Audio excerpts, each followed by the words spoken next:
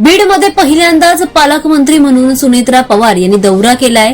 राज्याच्या उपमुख्यमंत्री आणि बीडच्या पालकमंत्री सुनेत्रा पवार यांनी पालकमंत्री पद स्वीकारल्यानंतर पहिल्यांदाच बीड जिल्ह्याचा दौरा केलाय। महाराष्ट्र दिनाच्या निमित्ताने त्यांनी बीडमध्ये ध्वजारोहण करून नागरिकांशी संवाद साधला।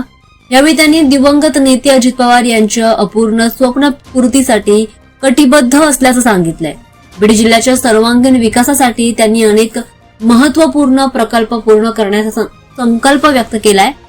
अजित पवार यांनी बीडच्या विकासासाठी अनेक ऐतिहासिक निर्णय घेतले होते। त्यांच्या मनात जिल्ह्यासाठी अनेक ड्रीम प्रोजेक्ट होते, ते पूर्ण करण्यासाठी आपण सर्वांनी एकत्र येण्याची गरज आहे, असं देखील सुनेत्रा पवार यांनी म्हटलंय। दरम्यान बीडच्या विकासासाठी विविध योजना आणि प्रकल्पांना गती देण्यात येणार असल्याने त्यांनी स्पष्ट केलेलं आहे।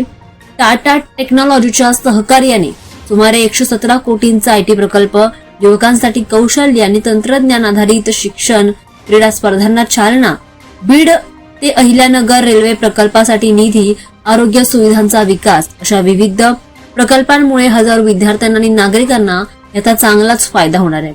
या विकासाचा त्यांनी रोड मॅप जाहीर केलाय। दरम्यान महाराष्ट्र दिनाच्या पार्श्वभूमीवर त्यांनी बीडला विकसित, सक्षम आणि आत्मनिर्भर जिल्हा बनवण्याचं आवाहन केलंय। सोबतच सर्व नागरिकांनी विकासात सक्रिय सहभाग घ्यावा असं देखील त्यांनी सांगितलंय।